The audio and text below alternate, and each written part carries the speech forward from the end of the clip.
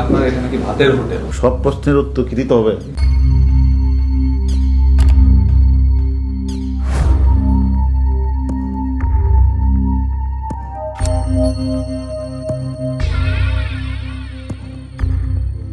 কম gas 40টা বাড়ি তো এসবগুলো তো আমরা জানি না। এই জায়গাটা জোর জবরদস্তিভাবে দখল করে পুলিশের লোকজন থাকতো নাকি?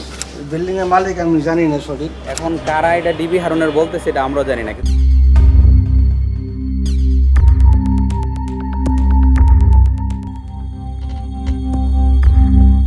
এভাবেই বলিউড নায়কদের মতো চলাফেরা ছিল, সেই সঙ্গে মাফিয়া কিংদের মতো ছিল সাঙ্গপাঙ্গ। গত এক যুগেরও বেশি সময় ধরে পুলিশ কর্মকর্তাদের মধ্যে অন্যতম সমালোচিত নাম ছিল ডিবি হারুন। কেবল বিরোধী মত দমনেই নয়, গুম, জিম্মি, জবরদখল, চাঁদাবাজি সহ নানা অপকর্মের জন্য বছর জুড়ে আলোচনায় থাকতেন সাবেক এই ডিবি প্রধান। আইন রক্ষার চেয়ে নায়ক নায়িকাদের মনোরঞ্জনের মতো চটকদার কাজেও শিরোনাম হয়েছেন বারবার। কখনো সরকার বিরোধীদের তুলে এনে ভাত খাওয়াচ্ছেন, সেগুলো ভিডিও প্রচার করে নিজেকে অপ্রতিরোধ্য প্রমাণের চেষ্টা করছেন।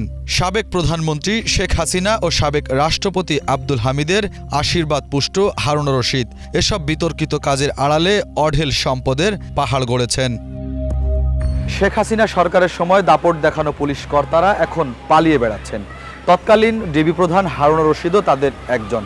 কেবল বিরোধী মত দমনেই নয়, অবৈধ সম্পদ অর্জনেও যেন ছাড়িয়েছেন অন্য সবাইকে। শোনা যাচ্ছে রাজধানীর উত্তরাতে এই পুলিশ কর্মকর্তার রয়েছে দালানের খনি। নামে বেনামে অসংখ্য অট্টালিকা, মার্কেট প্লট দেখে মনে হতে পারে হারুন উত্তরার জমিদার। উত্তরার এই জমিদারকে নিয়ে আমাদের এবারের পর্ব। গত 5 অগস্ট আওয়ামী লীগ সরকারের পতনের পর সাবেক এই ডিবি প্রধানের বিরুদ্ধে অনুসন্ধান শুরু করে দুদক। দুর্নীতি দমন কমিশনের অনুসন্ধানে অবৈধ উপায়ে তার অঢেল সম্পদের তথ্য উঠে এসেছে। অনুসন্ধানে উঠে এসেছে কেবল রাজধানীর উত্তরাতেই নামে বেনামে অন্তত 18টি বাড়ি ও প্লটের মালিক হারুন। এসব সম্পত্তির প্রায় সবই দেশি বিদেশি বিভিন্ন এজেন্সির কাছে এবং হোটেল ও মার্কেট হিসেবে ভাড়া দেওয়া রয়েছে। আমরাও সরেজমিনে গিয়ে দেখতে চাই উত্তরাতে কি কি সম্পদ রয়েছে এই পুলিশ কর্মকর্তার। প্রথমেই যেতে চাই উত্তরার 3 নম্বর সেক্টরে, যে বাড়িতে সপরিবারে থাকতেন নানা কেলেঙ্কারিতে জড়িত হারুন। 3 নম্বর সেক্টরের 20 নম্বর রোড খুব নিরিবিলি পরিবেশ। লেকের পাড়ে 10 কাঠার উপর নির্মিত 26F নম্বর বাড়ির 7ম ও 8ম তলা ডুপ্লেক্স, যেখানে সপরিবারে বাস করতেন ডিবি প্রধান। এই বাড়িটির মালিক তিনি নিজেই। বাড়ির 6ষ্ঠ তলা পর্যন্ত ভাড়া দেওয়া। সবশেষে তিনি 3 অগস্ট সকালে বাসা থেকে বের হন। ওই দিন তার স্ত্রী ও 2 সন্তান অন্য কোথাও চলে গেছেন, আর ফিরে আসেননি বাসায়। জাহাঙ্গীর নামের এক ব্যক্তি এই বাড়ির ভাড়া তোলেন, তিনি হারুনের মামা। শেষ উনি এখানে আসছিল মানে কত তারিখে? এখানে সর্বশেষ এখানে থেকে চলে গেছে 2রা আগস্ট না 3রা আগস্ট। এই ফ্যামিলি সবাই থাকতো এখানে, ফ্যামিলি নিয়ে থাকতো। এই পাশের বাড়িটাও নাকি ওনার? এটা আপনি আমি বললাম না, আমরা পরবর্তীতে জানছি। এই যে মনে করেন 10 নম্বর কোন 7 নম্বর ক 5 নম্বর ক মিডিয়াতে একজনে বললো ওনারা 2 ফ্লোর একসাথ করে ভাড়া ডুপ্লেক্স করে নিয়েছে। এদিকে ভাড়া নাকি ভাড়া?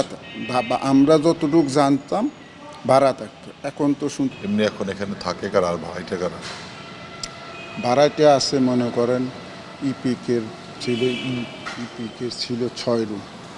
ওনাদের যেহেতু ফরেনিয়ার তো নিরাপত্তাজনিত কারণে ওনারা সব চলে গেছে। কিছু মালও ওনারা নিছে, আর এমনি নিতে যায় আপনার মনে করেন কিছু লুটপাটের সমস্যা হয়েছে।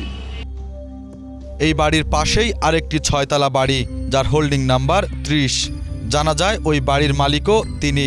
বাড়ির সামনে লেখা আছে এই সম্পত্তি ট্রাস্ট ব্যাংক লিমিটেড, খাজা গরিবে নেওয়াজ এভিনিউ শাখা, উত্তরার কাছে দায়বদ্ধ।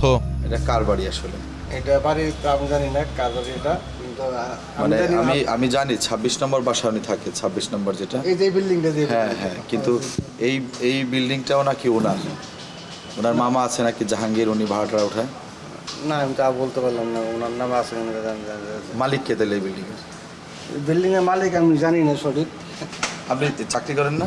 আমি চাকরি করলে কি হবে, আমরা তো চাকরি করি, কিন্তু আসলে বাড়ি কার এটা আমি সঠিক এটা বলতে মানে পারবো না। চাকরি করলে বিল্ডিং এর মালিকের নাম জানেন না, এটা হইলো? আমরা এত কিছু জানি না। উত্তরা ৩ নম্বর সেক্টরের ১০ নম্বর রোডের মুখে ১০ কাঠা প্লটের উপর গড়ে তুলেছেন ১০ তলার আলিশান মার্কেট, যার মালিকানায় শ্বশুর হুসাইন খানের নাম থাকলেও প্রকৃত মালিক হারুন নিজেই। এটার যে মালিক মানে এটা হারুন সাহেবের শ্বশুর। জি, আমি 5 মাস ধরে চাকরি করি, তারা কোন দিন এখানে দেখিনি। তার মানে ওনার শ্বশুরের। আমরা জানি ওনার শ্বশুর, আমরা ডিউটি করি সকাল 8টায়, রাত্রে 8টায় চলে যাই কোম্পানির। আমরা বুঝলেন, আমাকে বেতনও দেয় কোম্পানি। জানতে পারি উত্তরা ৩ নম্বর সেক্টরের ৯ নম্বর রোডের ১৪ নম্বর বাড়িটি হারুন দখলে নিয়েছেন বলে অভিযোগ রয়েছে। ভেজালযুক্ত যে জায়গাগুলো, যেমন ওয়ারিশ সম্পত্তি ভেজাল থাকতে পারে কিছু জায়গায়, বা ধরেন জায়গার মালিক মারা গেছে বা বিদেশ থাকে,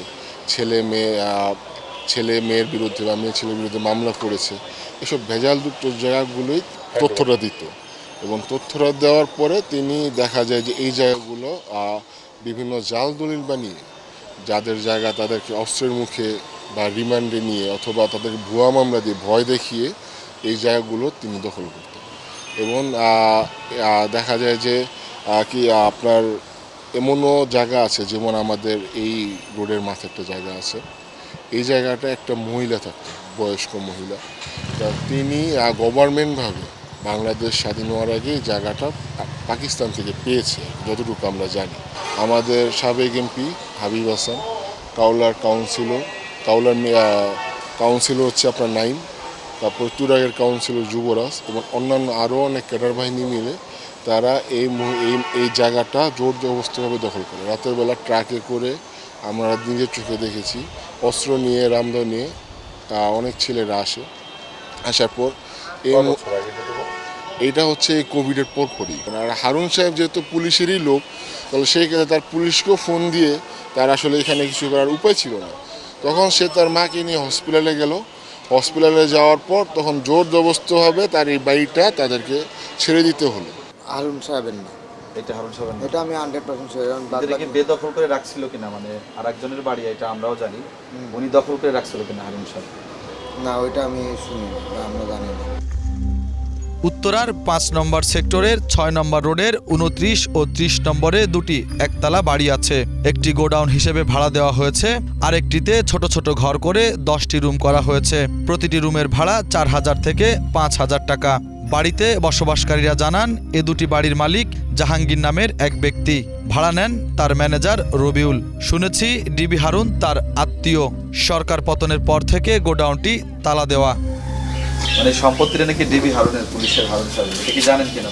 না না, আমরা তো বাড়ি নিছি, টুলের টানো ছিল ম্যানেজারের ফোন নাম্বার দেওয়া, তো ফোন নাম্বার দিয়েছি ম্যানেজার, এই সব বলছে উনি এসে ভাড়া নিয়ে যায়। পুলিশের লোকজন থাকতো নাকি? না, এটা তো আমরাই থাকি, কই আর তো তুমি তো এখানে সব রুমে তো লোক নাই, এই রুম খালি। উত্তরার ১৪ নম্বর সেক্টরের ২০ নম্বর রোডের ১৭, ১৮ ও ১৯ নম্বর হোল্ডিংয়ে ইয়ামাহা নামে একটি মোটর সাইকেলের সার্ভিসিংয়ের শোরুম আছে, যার মালিক হারুন, যার ভাড়া তোলেন হারুনের মামা জাহাঙ্গীর আলম ও তার ম্যানেজার রবিউল ইসলাম। রবিউলের নাম্বার নিয়ে তার সাথে আমরা যোগাযোগ করার চেষ্টা করি, কিন্তু নাম্বারটি বন্ধ পাওয়া যায়। এটা নাকি ডিআইজি হারুন সাহেবের প্রতিষ্ঠান, আসলে এটা সম্পর্কে একটু জানতে এসেছি। জাহাঙ্গীর ওনার মামা, যে উনি কি আছে এদিকে? আচ্ছা আচ্ছা, জাহাঙ্গীরের নাম্বারটা দেন। হ্যাঁ,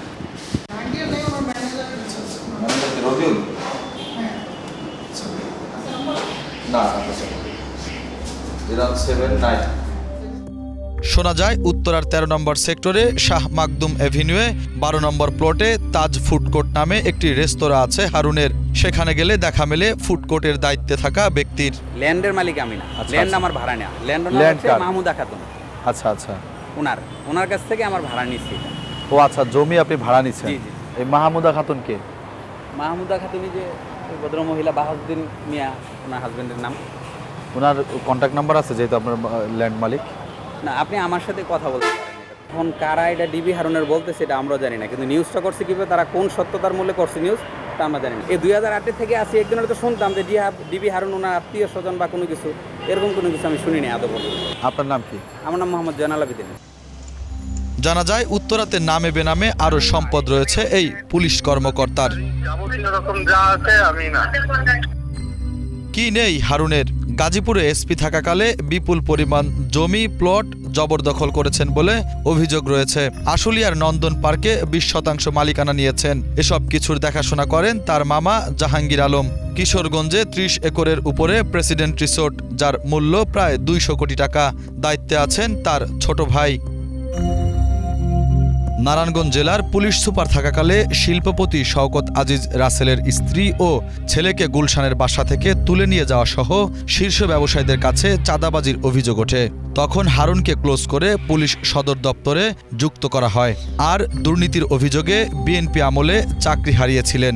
এছাড়া 24 বছরের চাকরির জীবনে তাকে পেছনের দিকে তাকাতে হয়নি।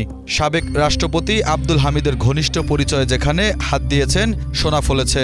তার বিত্ত বৈভব অর্জনের ঘটনা সিনেমার গল্পকেও হার মানায়। দুর্নীতি দমন কমিশন দুদক তার সকল সম্পদের অনুসন্ধান শুরু করেছে।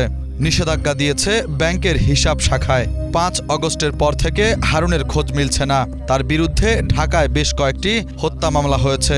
দুদকে আবেদনের প্রেক্ষিতে হারুন ও তার স্ত্রীর দেশত্যাগে নিষেধাজ্ঞা দেন আদালত। আমি বিনীত অনুরোধ করবো গুজবে যেন কান্না। এতক্ষণ আপনারা যা দেখলেন সাবেক ডিবি প্রধান হারুনুর রশিদের সম্পদ ও সম্পত্তির কিছু অংশ। গাজীপুর, নারায়ণগঞ্জ তার নিজ জেলায় রয়েছে বিপুল পরিমাণ সম্পদ। সেই সাথে সম্পদ রয়েছে দেশের বাইরেও। এক কথায় হারুনুর রশিদের কী পরিমাণ সম্পদ রয়েছে তা হয়তো তিনি নিজেও জানেন না।